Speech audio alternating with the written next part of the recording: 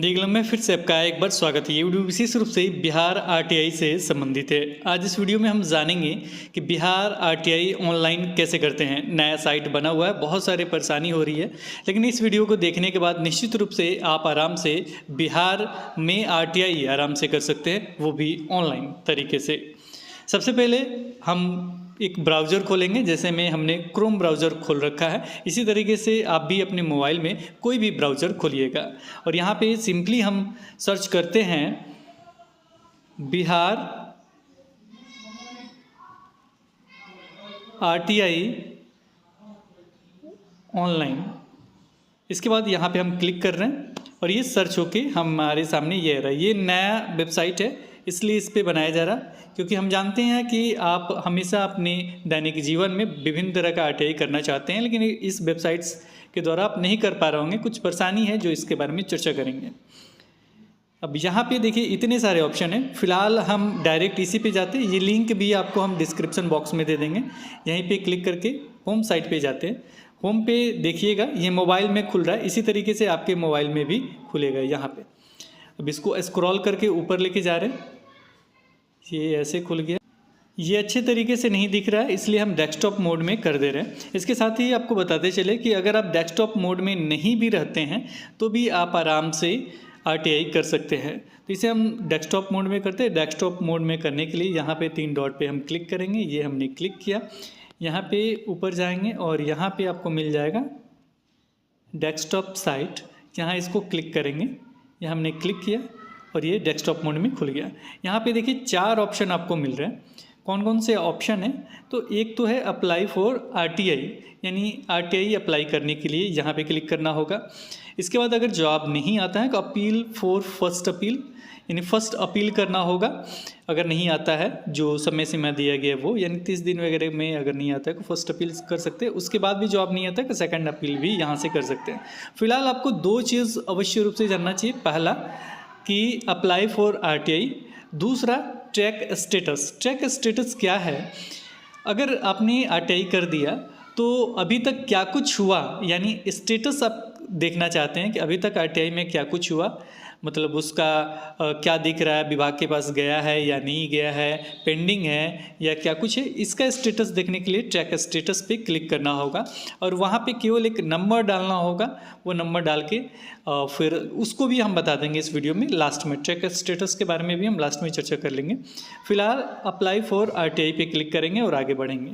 लेकिन इससे पहले, अप्लाई फॉर आरटीआई करने से पहले हम आपको बता दें कि आपके पास क्या क्या होना चाहिए। तो आपके पास एक होना चाहिए ईमेल आईडी। ये भी हम आपको बता दें कि ये ईमेल आईडी ऐसा होना चाहिए जिससे आपने अभी तक आरटीआई नहीं किया हो, यानी जब से ये नया वेबसाइट आया है तब से अभी तक आपने आरटीआई नहीं किया हो।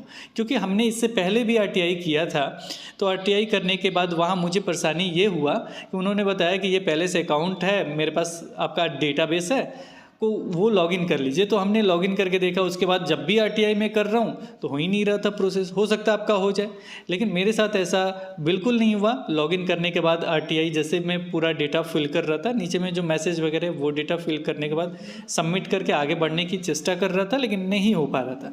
तो ये परेशानी आपके साथ भी हो सकता है। तो आपके पास एक ऐसा ईमेल आईडी होना चाहिए जिससे इससे पहले आपने आरटीआई नहीं किया हो। अब यहाँ पे एक और प्रश्न बनता है कि सर मान लीजिए तो हमेशा आरटीआई करने के लिए एक ईमेल आईडी चाहिए? नहीं, पुराने वाला वेबसाइट पे अगर आपने आरटीआई किया होगा तो ये दिक्कत आ रहा है। नए, यानी इस वेबसाइट पे अगर आप आरटीआई कर रहे हैं कि ये डेटा वो सेव नहीं कर रहे हैं, यानी आराम से एक ही ईमेल एड्रेस से नए साइट पे जो भी ईमेल एड्रेस एक बार आप फिल करके ओके ले रहा है, तो अगली बार भी उससे कर सकते हैं। हमने 2 आरटीआई अभी हमने किया। पहला आरटीआई हमने डाला था, क्यों डाला था ये भी मैं आपको बता दूं। इसलिए हमने डाला था पहला आरटीआई क्योंकि किसी अभ्यर्थी द्वारा डिमांड किया गया था, सर वर्तमान तक 1 to 8 का, यानी 1 से 5, 6 से 8, 9 से 10, 11 से 12 कितना रिक्ति है अभी तक वर्तमान समय तक, ये बताइए। तो इसीलिए हमने आरटीआई डाला। उन्होंने बोला कि हमसे नहीं हो रहा सर, आप कर दीजिए। तो हमने ये कर भी दिया और आपके लिए भी हमने आज बता देंगे कि आज से आप निश्चित रूप से कर सकते हैं। वो स्टेट का मामला हो, किसी का मामला, आराम से कर सकते हैं। तो पहला चीज़ समझ गए कि आपका ईमेल आईडी होना चाहिए। दूसरा क्या होना चाहिए कि दूसरा आपके पास एक मोबाइल नंबर होना चाहिए। सेम परेशानी इसमें भी है, अगर मोबाइल नंबर पुराने वाले वेबसाइट से आपने किया है आरटीआई तो उनके पास डेटाबेस में वो सेव है तो दिक्कत हो सकता है। तो इसलिए एक नया नंबर यूज कीजिएगा और इस साइट पे एक बार यूज कर लीजिएगा, कोई दिक्कत नहीं होगा। यानी ओके इन्होंने कर दिया तो ठीक है, नहीं तो फिर दूसरा नंबर आपको यूज करना पड़ेगा। और इस साइट पे एक बार यूज कर लिया तो दोबारा भी कर सकते हैं, तीबारा भी कर सकते हैं, चौथा बार भी कर सकते हैं, कोई दिक्कत नहीं होगा। तो ये दो मेन कंडीशन है जो आपको जानना चाहिए। इसके बाद आपके पास तीसरा जो मेन है वो है पेमेंट। पेमेंट के लिए दिक्कत हो रहा है, बहुत ज़्यादा परेशानी हो रहा है, खुद हम बहुत ज़्यादा परेशान हुए। डेबिट कार्ड का ऑप्शन इसमें नहीं दिया गया, क्रेडिट कार्ड पे क्लिक कर रहे हैं तो नहीं लिया जा रहा। तो किया तो मैंने कैसे किया, तो हमने यूनो जो होता है एसबीआई का अकाउंट आपके पास होगा, नहीं होगा तो और भी जो अकाउंट है इंटरनेट बैंकिंग वगैरह यूज कर रहे हैं उनके साथ कोई प्रॉब्लम नहीं है, कोई दिक्कत नहीं है। नहीं तो एक और ऑप्शन है जिस पे एक्स्ट्रा पेमेंट भी नहीं देना पड़ रहा। यूनो ऐप इंस्टॉल कर लीजिए। यूनो ऐप इंस्टॉल करने के बाद उसका इस्तेमाल कीजिए, वहाँ पे यूज़र आईडी और पासवर्ड क्रिएट कीजिए और सभी ट्रांजैक्शन वगैरह सभी के लिए ओके कर दीजिए। उसके थ्रू आप आराम से लॉगिन करके पेमेंट कर सकते हैं। हम लेके चलेंगे डैशबोर्ड पे, वहाँ पे आपको बताएंगे। तो ये सारी चीज़ अगर आपके पास है, यानी ईमेल आईडी एक जिससे आपने पुराने वेबसाइट पे आज तक आरटीआई नहीं किया हो, मोबाइल नंबर भी वैसे ही पुराने वेबसाइट पे आज तक आपने आरटीआई नहीं किया हो वो मोबाइल नंबर, और तीसरा आपका पेमेंट, आपका इंटरनेट बैंकिंग आप इस्तेमाल करते हो या यूनो एसबीआई आप इस्तेमाल करते हो तो कर सकते हैं। इसके अतिरिक्त आपके पास आरटीआई का जो भी मैसेज देना चाहते हैं वो मैसेज होना चाहिए, सब्जेक्ट में जो लिखना चाहते हैं वो, और साथ में जो नीचे में जो सब्जेक्ट लिखना चाहते हैं वो आपके पास मैसेज होना चाहिए। इसके अतिरिक्त एक और परेशानी हो रहा है मेल का। मेल आपको कभी कभी लगातार बहुत सारे मेल मिल जा रहे हैं और कभी कभी एक या दो मेल मिल रहे हैं, कभी कभी 1 या 2 घंटे बाद मेल मिल रहे हैं। तो 1 घंटे तक वेट कीजिए, निश्चित रूप से आपको मेल आएगा, 3-4 मेल आएगा, तो सभी को ट्रैक करके देखिएगा, शायद कोई ना कोई आपका होगा ही। तो चलिए अब एक बार आरटीआई करके देखते हैं ऑनलाइन। सिंपली हम आरटीआई करने के लिए यहाँ पे क्लिक करेंगे अप्लाई फॉर आरटीआई, ये हमने क्लिक किया। उसके बाद इस तरह का विंडो आपके सामने खुल के आएगा। ये सारा डेटा हम भरते हैं। चलिए यहाँ पे सबसे पहले नेम पूछा जाएगा तो नाम डाल देते हैं हम RAJ। यहाँ पे आप अपना नाम डालेंगे और ये आरटीआई हम आपको बता दें कि आपके एड्रेस पे भी आएगा, तो सारा सही से ही भरिएगा क्योंकि बाई पोस्ट आता है ताकि कोई दिक्कत नहीं हो। अब यहाँ पे दूसरा जो ऑप्शन है, यहाँ पे इन्होंने लिखा है कि जेंडर मेल हो गया। यहाँ पे मोबाइल नंबर है, यहाँ आधार नंबर है और यहाँ ईमेल एड्रेस है। जैसे में अगर अदर ईमेल एड्रेस डालेंगे तो नहीं लिया जाएगा, लेकिन अभी तक मैंने ईमेल एड्रेस एक नहीं लिया है, वो है आपका हिंदी क्लब का ही, इसे हमने आरटीआई नहीं किया है। HINDI Hindi club for you @gmail.com। इसको ऐसे कीजिएगा तो देखिए ये ले लिया, यानी इससे अभी तक आरटीआई हमने नहीं किया है। यहाँ पे 2 ऑप्शन है मोबाइल, जब डेस्कटॉप मोड में कीजिएगा तो 2 ऑप्शन है मोबाइल नंबर के, एक ये है और एक ये है। तो ये सेकंड वाला जो ऑप्शन है यहाँ मोबाइल नंबर डालना है, इसको टच मत कीजिएगा फर्स्ट वाले पे अगर डेस्कटॉप मोड में है तो। नहीं तो अगर आप मोबाइल मोड में रहेंगे तो वहाँ पे 91 करके लिखा हुआ रहेगा, 91 लिखा हुआ रहेगा। तो यहाँ पे हम हिंदी क्लब का नंबर डाल देते हैं। और इसके साथ ही अगर आप आरटीआई करते हैं किसी चीज़ का, को हमें भी बताइएगा ताकि हमें भी पता चले। तो आप इस नंबर पर व्हाट्सअप हमें कर सकते हैं। ये नंबर है 7360034330। अब यहाँ पे आधार नंबर डालना है, तो आधार नंबर हम ऐसे ही डाल देते हैं 1 2 3 4 5 6 7 8 9 10 11 12, या आधार नंबर आप सही डालिएगा, हमने ऐसे डाल दिया है। अब यहाँ पे एड्रेस लिखने के लिए कहा जा रहा है, तो यहाँ पे क्या कीजिएगा कि एड्रेस में हाउस नंबर वगैरह या पूरा एड्रेस आप इसमें डालना चाहें तो डाल सकते हैं। कुछ लेटर तक लेगा, जैसे में हम यहाँ पे 54 डाल दे रहे हैं। इसके बाद भी और भी कुछ आप डालना चाहें, कामा वगैरह सारा ले रहा है, तो ये हम मान लीजिए ऐसे करके हम डाल देते हैं। लेकिन आप भी जो लिखना चाहें लिख दीजिएगा। एड्रेस टू आप ब्लैंक रख सकते हैं। यहाँ पे हम ये भी बता दें, जहाँ रेड कलर का ये साइन दिख रहा है वो निश्चित रूप से फिल होना चाहिए। अब यहाँ पे स्टेट सेलेक्ट करेंगे कि स्टेट हमारा है बिहार। इसके बाद यहाँ डिस्ट्रिक्ट सेलेक्ट करेंगे, डिस्ट्रिक्ट है हमारा पटना या पटना नो पी पटना। यहाँ ब्लॉक सेलेक्ट कर लेते हैं, कोई भी ब्लॉक सेलेक्ट कर लेते हैं। पटना सदर सेलेक्ट कर लेते हैं, पंचायत सेलेक्ट कर लेते हैं, इसको सेलेक्ट कर लेते हैं, यहाँ विलेज सेलेक्ट कर लेते हैं। ये सारी चीज़ आप ज़रूर सेलेक्ट कर लीजिएगा, ये अपना एड्रेस के अनुसार सेलेक्ट कीजिएगा। ऐसे हमने मैनुअली सेलेक्ट कर लिया। यहाँ पिन कोड ज़रूर डाल दीजिएगा, 6 डिजिट का होता है, 4 5 1 6। अब यहाँ पे डिपार्टमेंट में बहुत ज़रूरी है ये समझना। जैसे में अगर एजुकेशनल कुछ जानना चाहते हैं तो एजुकेशन डिपार्टमेंट को दीजिएगा। जैसे यहाँ पे चलिएगा तो यहाँ एजुकेशन डिपार्टमेंट में आ जाएगा। जैसे में रिक्ति वगैरह के संबंध में अगर आप जानना चाहें तो एजुकेशन डिपार्टमेंट में चला जाएगा। होम डिपार्टमेंट में होम से संबंधित आ जाएगा। और भी बहुत सारे डिपार्टमेंट हैं, जैसे बिहार बोर्ड से कुछ मंगवाना है तो बिहार बोर्ड, जैसे एस्टेट के बारे में बहुत सारे इन्फॉर्मेशन आप देख रहे होंगे, तो वो कैसे लेके आते होंगे, तो बिहार बोर्ड से मंगाते होंगे। तो इसके लिए आप नीचे हम स्क्रॉल कर रहे हैं तो बिहार स्कूल एग्जामिनेशन बोर्ड को सेलेक्ट करके एस्टेट से संबंधित कोई भी, जैसे में रिजल्ट समरी जो आया है, रिवाइज रिजल्ट समरी, वो सारे मंगाना चाहते हैं, या एस्टेट जो दोबारा जो क्वेश्चन आया है, दोबारा जो एग्ज़ाम हुआ था 2 अप्रैल को जो एग्ज़ाम हुआ था, उसका भी अगर आप क्वेश्चन पेपर मंगवाना चाहते हैं, साइंस, उर्दू और तीसरा जो पेपर हुआ था उसका भी मंगवाना चाहते हैं, संस्कृत का, तो आप इसे सेलेक्ट करके मंगवा सकते हैं। या जो भी पेमेंट होगा दोबारा जो ये होगा उसके बारे में। अब यहाँ पे क्या करेंगे, यहाँ पे एक और चीज़ बता दूँ, यहाँ पे PDF भी चूज करके लंबा सा एप्लीकेशन वगैरह लिखना चाहते हैं तो लिख के उसको स्कैन कर लीजिएगा, स्कैन करके उसको PDF बना लीजिएगा। अगर नहीं बनाने आता तो हमें ज़रूर बताइएगा, कि नहीं तो एक और हमने ऐप बहुत पहले दिया था आपको, उसके थ्रू आप आराम से PDF बना सकते हैं। तो इसको सेलेक्ट करके PDF बना सकते हैं।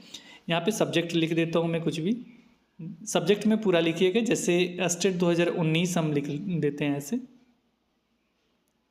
यहाँ लिख सकते हैं कि एस्टेट 2019 इस पेपर का, जो भी पेपर है उसका नाम, पेपर 1 विज्ञान यानी साइंस का रिवाइज रिजल्ट समरी के संबंध में, ऐसे करके आप पूरा लिखेंगे। हम ऐसे बना रहे हैं जनरल।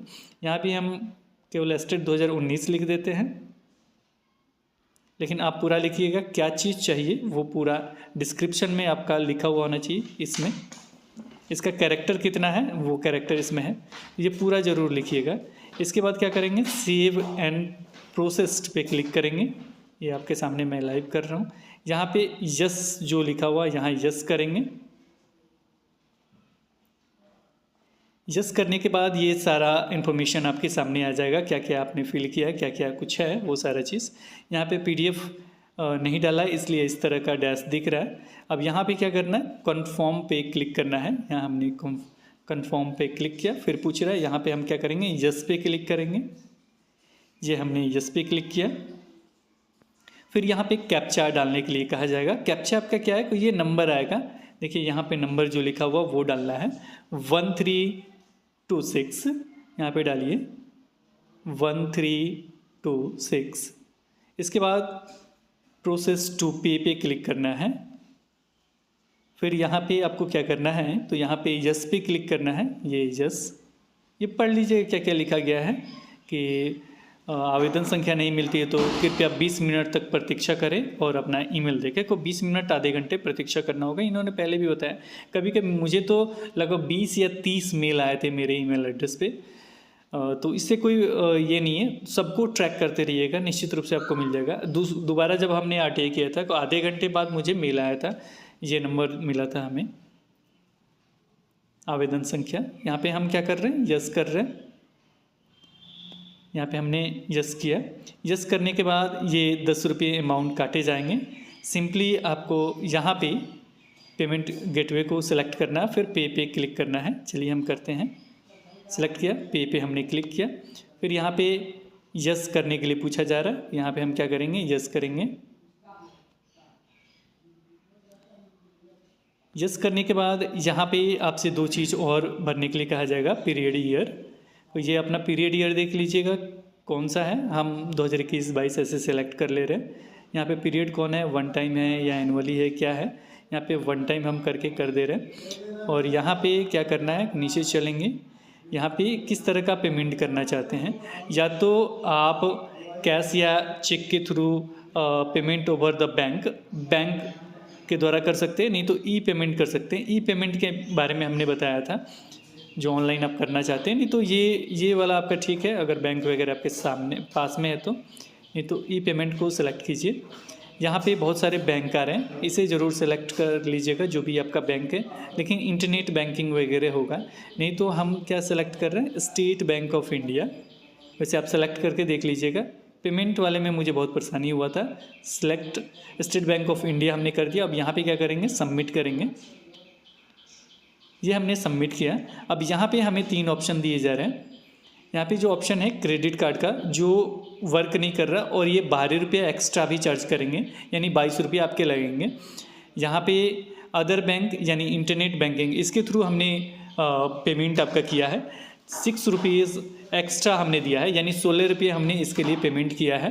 क्लिक हियर पे क्लिक करेंगे और इंटरनेट बैंकिंग जिसका भी इस्तेमाल करते होंगे उस तरीके से पेमेंट आप कर सकते हैं। बहुत सारे बैंक वगैरह आ जाएंगे, तो इसको सेलेक्ट करके कर सकते हैं। हम एक और दिखा रहे हैं, अगर आप SBI का नेट बैंकिंग या योनो यूज कर रहे हैं तो निश्चित रूप से आप इससे कर सकते हैं। मात्र 10 रुपये ही चार्ज लगते हैं, इससे भी हमने किया है। तो चलिए यहाँ क्लिक हियर पे क्लिक करते हैं। योनो वाला हम चेक करके आपको दिखा दे रहे हैं। यहाँ पे आने के बाद यहाँ पे आप योनो में पर्सनल बैंकिंग ही रहने दीजिएगा, निश्चित रूप से यही इस्तेमाल करते होंगे। यहाँ पे जो भी योनो का आपका यूज़र नेम है वो इंटर कीजिएगा, जो भी उसका पासवर्ड है वो इंटर कीजिएगा। और यहाँ पे आपको क्या करना है, जो भी ये दिख रहा है कैप्चा DBODB वो यहाँ इंटर करना है। इंटर करने के बाद आप लॉगिन पे क्लिक करेंगे। तो जैसे ही लॉगिन पे क्लिक करेंगे आपको नया विंडो खुल के आएगा, जो हम अब नहीं दिखा रहे क्योंकि ये हमने पेमेंट भी किया, आराम से आप कर सकते हैं। तो नया विंडो आपके सामने खुल के आएगा। नया विंडो खुलने के बाद आपको सारा मतलब वहाँ पे नीचे में मतलब ओके वगैरह करके सबमिट करना है। सबमिट करने के बाद दोबारा एक सबमिट करने का, मुझे तो 2 बार ऑप्शन आया था सबमिट करने का, यानी ओके या सबमिट करने का 2 बार ऑप्शन आया था। फिर उसके बाद 2 बार करने के बाद, यानी एक बार हमने क्लिक किया फिर दोबारा किया। दोबारा करने के बाद नीचे में बोला कि कोड आपके मोबाइल पे SMS के रूप में गया, वो कोड डालिए। वो हमने OTP कोड मतलब हाई सिक्योरिटी करके कोड लिखा हुआ था, वो हमने वहाँ पे डाला। फिर सबमिट किया।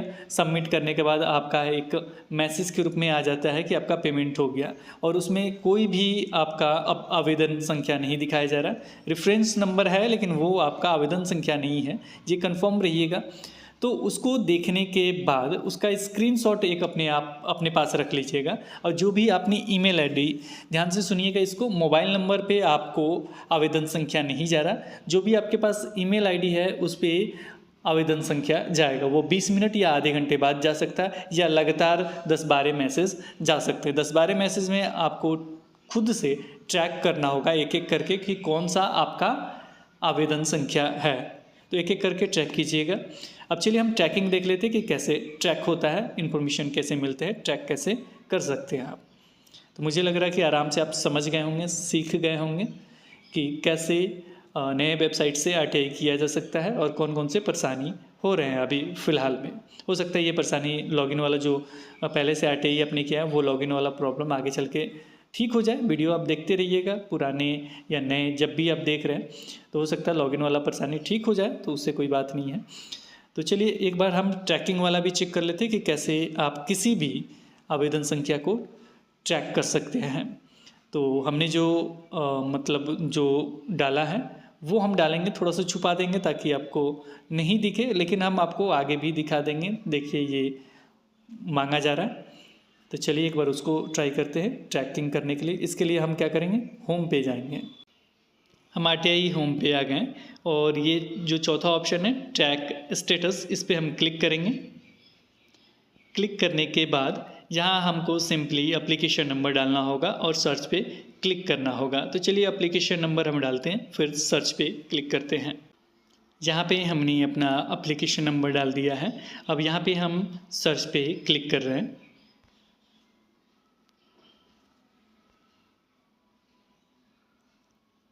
सर्च पे क्लिक करने के बाद यहाँ पे आप देखेंगे कैप्चा फिर से मांगा जा रहा है। तो यहाँ पे आप क्या करेंगे, ये वाला जो कैप्चा है ये कैप्चा यहाँ पे इंटर करेंगे और यहाँ सबमिट पे दबाएंगे तो मेरा स्टेटस दिख जाएगा। जैसे में हम कैप्चा डाल रहे हैं 2706 2706।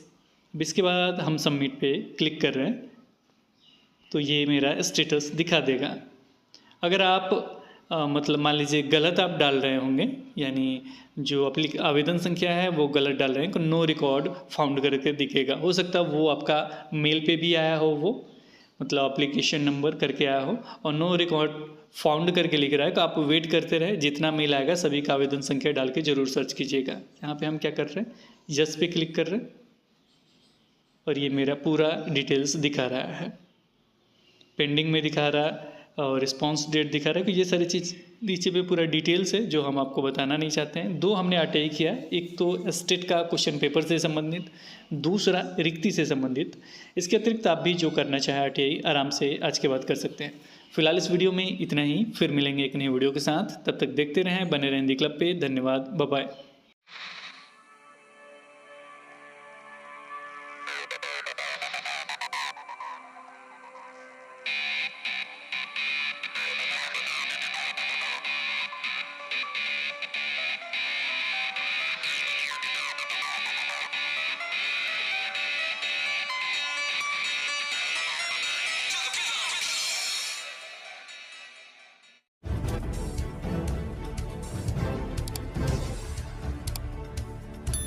सब्सक्राइब कीजिए हिंदी क्लब को, दबाइए इस बेल आइकॉन को ताकि हमारा वीडियो आपको मिले सबसे पहले।